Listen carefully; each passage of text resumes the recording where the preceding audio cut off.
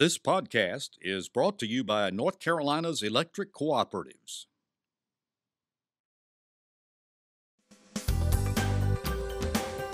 This is NC Spin, an unrehearsed discussion on issues of interest to North Carolinians. Now, here is your moderator, Tom Campbell.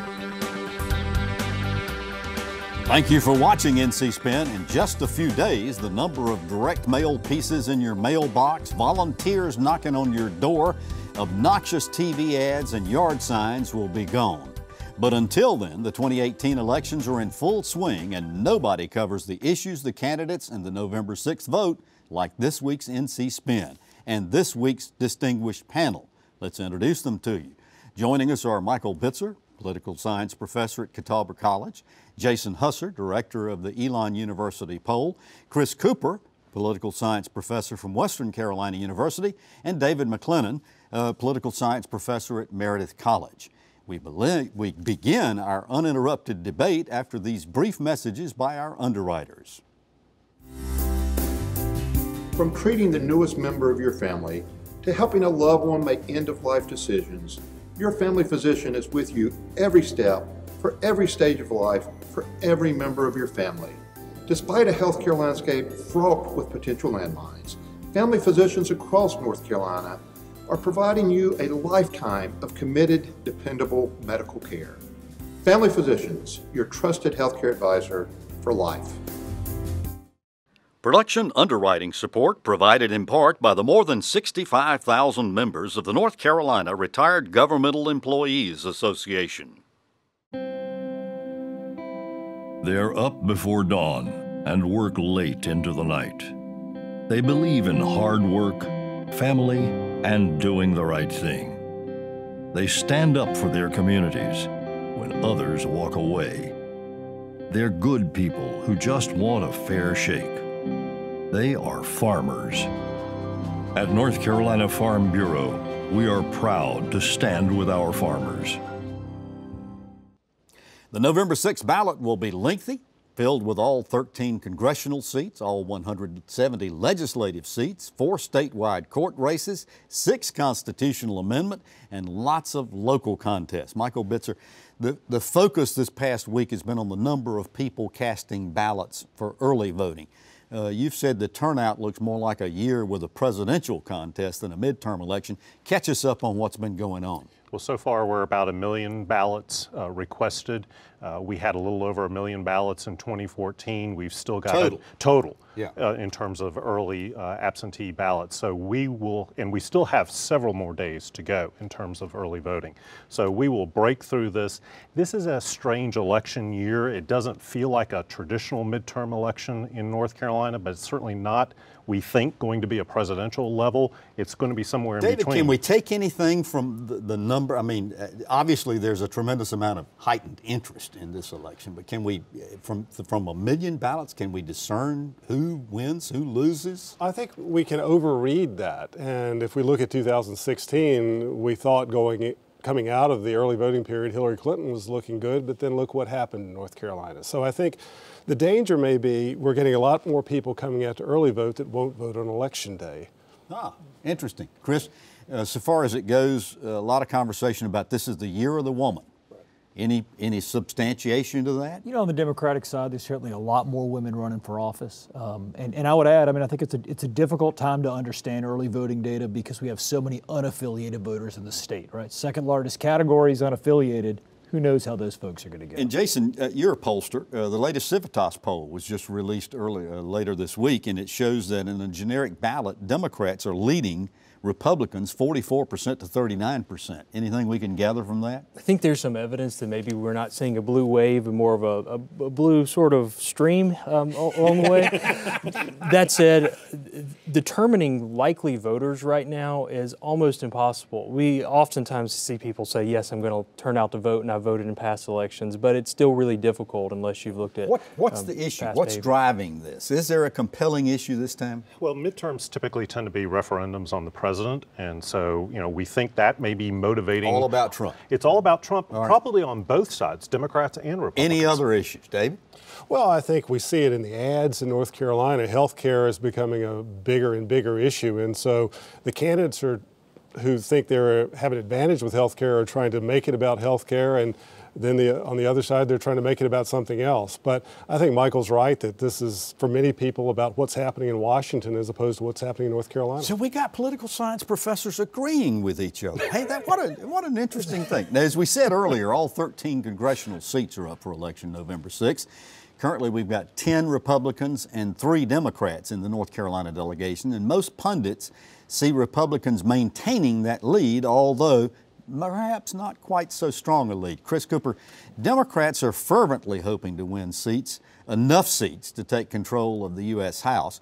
What role has North Carolina got to play if that's going to happen? You know, I think all political roads go through North Carolina these days, whether it's presidential or congressional or state level. And I think North Carolina is going to be a bit of a barometer for the country. We got 3 races that are going to be important, and that could tilt the scales. Well, let's look at some of those races. Over in the 2nd Congressional District, we got Linda Coleman running against incumbent George Holding. Man, there have been counter charges and charges being thrown at each other. The TV ads are just nasty. Jason, any polling there that you can look at or take anything from? That district is interesting in that it has been one that Republicans have won by over 10 points historically, but internal polls have shown that it's basically neck and neck. And so it should be a district that in a good year Republicans maintain a strong lead. In this year, it could be a bare win by Democrats. Why is that? I mean, Michael, what's driving that? It is a Republican-drawn district. All the districts that we've been talking about are typically Republican-oriented, but I think for the second, you know, the question about the female vote, female candidates, Democrats are highly energized. They're maybe on a scale of 11 in terms of a 10. So, you know, that could be playing a lot of factors into that. This is in your backyard, David. You want to make a prediction on this one? I think it's going to be very close. I mean, I think it's going to be, again, the polls suggest that women are as energized as they have ever been, and the outside groups are supporting Linda Coleman. I think some of the more negative ads are being driven by outside groups, and so I think she's making a compelling case, particularly for minority and women voters. Strategic answer. No direct answer, however. I'll go out on a limb and say, you know, Coleman by an eyelash. Interesting, so far as it goes. All right, over in the 9th District, we got Robert Pittenger, who was defeated in the primary by Reverend Mark Harris, is running against Dan McCready, and boy, this thing has been, I mean, I'd love to have the money that's been spent on television. No, you wouldn't. Trust me, I'm in that media market, and you don't want all that. Well, I got to tell you what, it has just been brutal over there, so far as it goes. President Trump came to Charlotte on Friday, and is that going to help him or hurt him? Well, we also had James Taylor come, right? Carolina's still on his mind. He's still coming to visit on the Democratic side. So is it going to help? Sure. I mean, I think Trump is going to motivate people to show up. You mean voters have got to choose between sweet baby James and Donald Trump? It's a tough choice, but, you know, it's one we all have to make sometime in a lifetime. It's in your market. So what's the latest buzz going on around there? I mean, we've got this situation in which Harris has been charged with trying to abolish the Department of Education and the Department of Commerce and Social Security, Medicare, all of this kind of stuff. They've been after her too, constantly. I mean McCready. McCready being tied to Nancy Pelosi. Yeah. I mean, at the debate, it was 20 times Nancy Pelosi was mentioned, I think more so than the candidates' names themselves. And the polling there looks neck and neck. It is, very much so. This seat is an open seat. That's probably the differentiator between the 9th and the 13th with an incumbent Ted Budd. And you're in the next district, the 13th, which has got Ted Budd, a first-term congressman running for re-election. He's running against Kathy Manning. All kinds of charges and counter charges going on in that one too. This is another district where you can't look at a television without seeing an ad at some point to appear from them. It's a case where Manning's from a very prominent family, very well connected, very well known in the Greensboro area, that may make a difference. And that's been one of the things they've been charging her against, is the fact that she's involved in trying to lead, influence some real estate development and so forth. It's been a weakness and a strength. So a lot of the ads have pictures of her mansion, which is a mansion, from the sky, and saying that she's used government funds to support their lifestyle. But it also means that she has a much richer set of social connections. All right, I'm not going to ask you for individual predictions. I put David on the spot. I'm sorry about that. I'm not going to ask you for individual predictions, but I will ask you this. On November 7th, instead of a 10-3 margin, Congress-wise, what do you think it's going to be? David, I'll start with you. I think it's looking 8-5, and if that happens, then the Democratic leadership in Washington's very happy. Gosh, Will? Chris, Will. Yep, it's all right. Either way. 8-5 seems right to me. I will say that actually November 2016, my crystal ball broke, and I've been trying to get it back together, and I just can't piece it. So I wouldn't hold on to that number, but that feels good to me. Michael? I think all of our crystal balls were broken after 2016. I could certainly see 8-5. I could also see 9-4. Interesting. I'm in the 9-4 camp. I think that there's still fundamentals in these races, that the economy is robust, and even though Trump's unpopular, economic indicators are still going to win the day. Well, there's a Supreme Court and 3 Court of Appeals elections also on the statewide ballot this November 6th. And Jason, I want to ask you, our legislature's been active in judicial elections this year. First, they required party affiliations be listed on the ballot for judicial candidates. Then they did away with the primary elections. In some case, we've got 2 people running from the same party for the same judgeship. Did they outsmart themselves here? I think potentially, given that there's a plurality race and you have 2 Republicans running and 1 Democrat, it would be really difficult, I think, for Republicans to get the plurality of these votes, especially when you have a case where one of those candidates has been labeled an enemy of the party. So it's going to be interesting to see if a Republican does end up winning, if some of that the state Republican Party has all but endorsed, well, they have endorsed Barbara Jackson's candidacy. Right. So far as it goes, this Supreme Court race is the premier judicial election this year. And this is a very interesting one. As Jason was alluding to, we've got 2 Republicans running against 1 Democrat. I was looking at the Civitas poll that was released late this week, and it shows that Anita Earls has a huge margin over incumbent Barbara Jackson. Does that surprise you? It does surprise me a little bit, but I think she's got name recognition. I think that's part of it. And I also think this has become a nationalized race. And I think that's a trend we've been talking about in all these races, right? All of a sudden, instead of state races and local races being by themselves, they tend to track more and more with what's happening nationally. Interesting. David, the Supreme Court right now has a balance of 4 Democrats and 3 Republicans. Now, supposedly the legislature pulled all these shenanigans trying to get more Republicans elected to the court. If Anita Earls wins, as many are saying she will, now we got a 5-2 margin of Democrats to Republicans. What difference does that make? Well, I mean, is it a partisan court? In some cases it is. I mean, you got to think Governor Cooper will be very happy since he and the legislative leaders end up at the Supreme Court often about legislative issues and laws. And so if he wins more cases in a Earl's court with the other justices, then, you know, it has backfired, to go back to your original question. Let's go to the other Court of Appeals races. There's 3 Court of Appeals races that are going on, and some of those are interesting, and they're not labeled per se. So let's just go through them. In the first one, John Arrowwood, who was previously on the Court of Appeals, lost election, reappointed by Governor Cooper, is facing Andrew Heath, former budget director for Pat McCrory and chair of the Industrial Commission. Any favorites you're looking at there? You know, you have to think that Arrowwood, being a former incumbent of the seat, would have an advantage. But I think name on the ballot, those kinds of things. But these races are so far down, I'm going to be interested to see what the voter runoff is, you know, in terms of people not knowing who these folks are, not having a kind of queue as to who to vote for. There could be a substantial drop-off. The second seat, Jason, is interesting too. We've got, it's Anne Marie Calabria's seat. We got 2 Republicans running there. Jefferson Griffin, a Wake County District Court judge, who was endorsed by the GOP, and then Sandra Ray, who is a 14-year district court judge in New Hanover County. The Democrat is Toby Hampson, who clerked for several years for Court of Appeals judge. Any advantage or disadvantage you see there because of the 2 Republicans running against each other? Much like in the state Supreme Court level, this is an advantage for Democrats when you only have 1 Democrat to vote for and 2 Republicans, and you have a state overall that's relatively evenly divided. So, Chris, you think Hansen might just sneak in there? I think it's very possible. I think, as Jason was alluding to, if you've got 2 Republicans and 1 Democrat, the Republicans split the vote, the Democrat doesn't.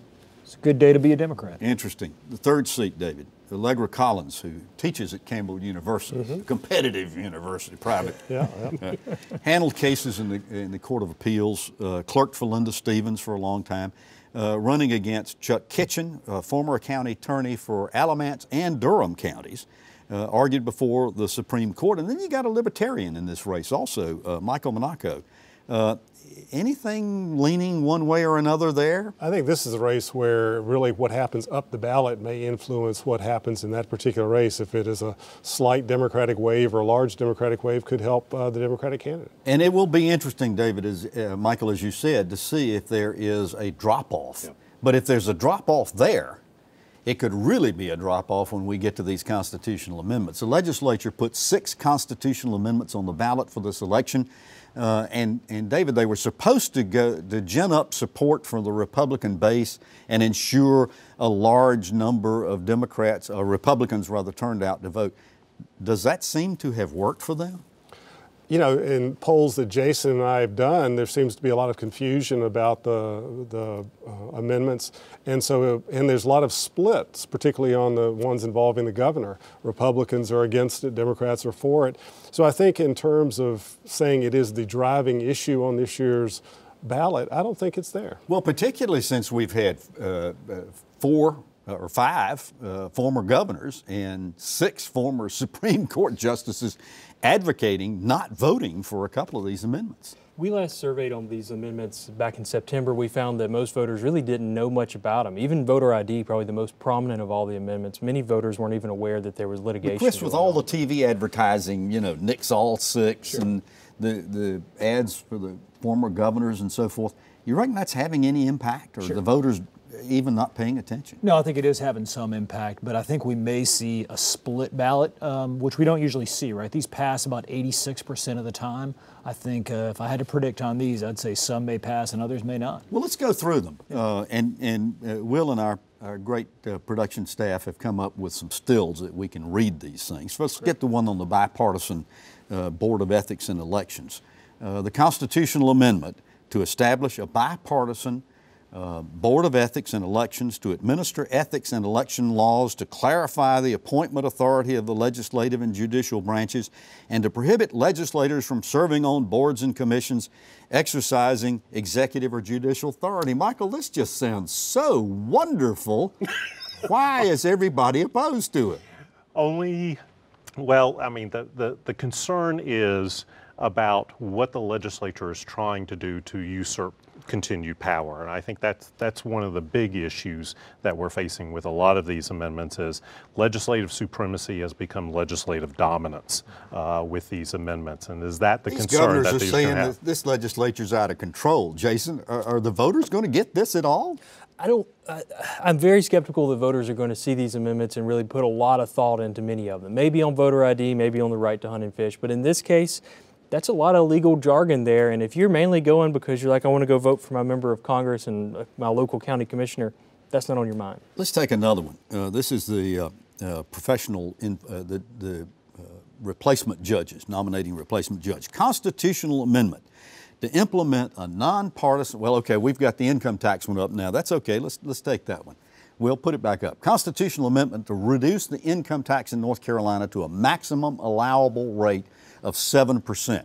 Chris, what's wrong with that? Well, it's not going to affect us at all in the short run, right? I mean, we've got an income tax rate that is below any number that we're talking about right now. I think this one is probably likely to pass. If you look at the history of amendments in the past, ones that reduce taxes, even if it's a threat of reducing taxes, tend to pass.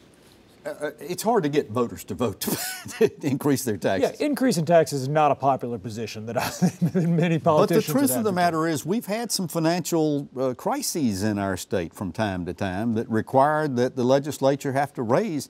Is that going to put us in a box? Well, that's part of the ad campaign against the particular one was they were tying in education, for example. And so that may be something that the average voter listens to and says, well, do I really want to sacrifice good education for But if this? that happens, David, they can just raise sales taxes or other use taxes. Yeah, and I just think the operative word in that language is the word reduce, and many voters are going to see that word and say, yeah, I want to And they may misinterpret to say they're seeing their taxes cut this year. Well, let's take the next one that's coming up. Maybe this is the one on the judicial nominations. Okay. Constitutional amendment to implement a nonpartisan merit-based system that relies on professional qualifications instead of political influence when nominating justices and judges to be selected to fill vacancies that occur between judicial elections. Again, our former judges, our former Supreme Court justices, David, say, nix it, bad. Why? Well, the language that you just read says taking politics out of it, but they're saying it puts politics into it because it just shifts it to the legislature. A little sleight of hand there. A sleight of hand, and I think, again, with that amendment and the other one relating to the legislative powers, when there's confusion, people tend to pull back and may vote no. I agree with Chris, then we may have a split group of amendments here. In fact, there has been, Chris, sort of a campaign. If you don't know, vote no. Yeah, that's exactly right. And the Democrats have had a much more united front on this than the Republicans have, I believe. And so it seems like that is probably going to shoot down at least a couple of these. Interesting. Let's take the next one. This may be the photo ID. Constitutional amendment to require voters to provide a photo ID before voting in person. Jason, polls show 70% approval on this. I'm pretty confident that the voter ID amendment will pass. This has been something we've been polling on since 2014. But Michael, doesn't it trouble you a little bit? They didn't tell us anything at all about what is included in a photo ID, and we've had experience with this. Exactly, and that's going to be the big concern. I don't know if that's necessarily going to reach the voter. They're just going to see a very basic question regarding photo ID, and that may be the devil in the details. Well, so is it still possible if this amendment passes that they can then institute regulations or laws so far as what it is, and they could be declared unconstitutional? Exactly. I mean, we've seen in North Carolina's most recent past with Amendment 1, a Supreme Court decision could invalidate North Carolina constitutional amendment. Yeah. Let's get to the next one. This is Marcy's Law, as it's being commonly constitutional amendment to strengthen protections for victims of crime, to establish certain absolute basic rights for victims, and to ensure the enforcement of these rights. Marcy's Law, Chris, it passed the legislature with bipartisan support, and now all of a sudden we're hearing district attorneys and others saying, wait a minute, we need to think about this. Yeah, I think that is a little bit of an issue the Democrats have, right? I think it passed 45-1 out of the Senate. And so now the Democrats are saying nix on 6. At the time, they thought this was a good law. I think this is also the only law I can think of where our Republican General Assembly has looked to California for a lead. All right, so the last one of these, and I sort of made light of this on last week's show, or a recent show, about the right to hunt and fish. Let's put that up there, Will. Constitutional amendment protecting the right of people to hunt, fish, and harvest wildlife. David, why do we need this? Well, we already have some protections in place, and I think the opponents are concerned that what this really means is just not allowing anybody in the state to pass a law about any other kind of harvesting or to protect land. All right, final question on this particular issue. All 6 pass, all 6 get defeated. What is the winning margin here? Chris, I'll start with you. Yeah, I think it's a split. I think we'll probably see maybe 4 pass, 2 not pass, somewhere in that number. Interesting. Jason? Only ones I'm confident about are voter ID and hunting fish pass, though I do think many of this Nix All 6 campaign will cause a number of down ballot bonds to fail. Michael? Probably a 4-2 or perhaps 3-3. 4-2 as well. The 2 legislative ones may not pass. All right, we got 2 minutes left in show, and I got to get to the legislature. All 170 seats of our General Assembly are up for election. Republicans hold a 35-15 lead over Democrats in the Senate, a 75-45 plurality in the House. Michael, 2 questions are being asked about the legislative races, and the first one is, can Democrats win enough seats to take control of either chamber? More importantly, can they win enough to negate the veto-proof majority? What's your take? I think the answer to the first question is no. They won't flip a chamber. I think the more likelihood is that they will break the supermajority. Anybody disagree with that? No. Which house might they break supermajorities in, David? Would it be the House or the Senate or both? Looks like the Senate may be an easier road just because of... Interesting. But, with suburban districts, could be the House as well. So what are the likelihood, Chris, that they might take control of one house or another? In order to be able to do that, they would have to flip 11 seats in the Senate and 16 in the House. Yeah, about the same odds as Appalachian State beating Michigan in football. It may happen once a century, but it is unlikely. I did not notice you mentioning the Mountaineers in that in any way, shape, or form. Wasn't it fascinating that all of these legislative races are contested this year? Whereas only half were in 2016. That's been the most notable thing to me this cycle. I'm in an area where we didn't even see competitive races at all in a lot of past years. And now lots of there's women. people at my door all the time. Yeah. Well, you've heard our spin on the issues of the day. To get the correct spin on what's going on throughout eastern North Carolina and North Carolina as a state, we want you to be sure to read our website, ncspin.com, where you'll be able to read our column, see some other videos during the week. Until then, stay informed and watch out for the spin.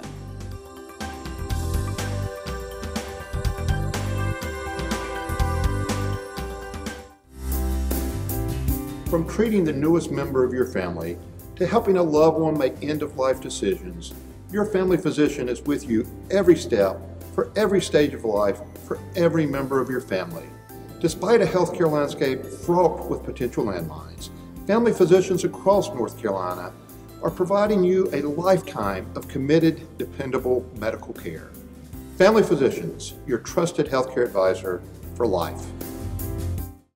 Production underwriting support provided in part by the more than 65,000 members of the North Carolina Retired Governmental Employees Association.